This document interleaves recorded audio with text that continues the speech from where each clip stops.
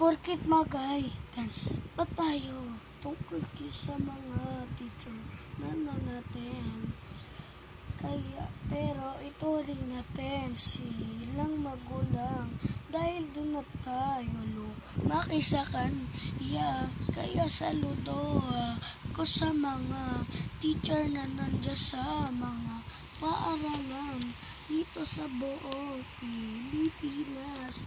Dahil porkit pasaway tayo, porkit magbaba pa ang grades nyo, na masasaya pa rin ang mga magugugulang nyo dahil kahit papaano doon na kayo lumaki sa ating paaralan.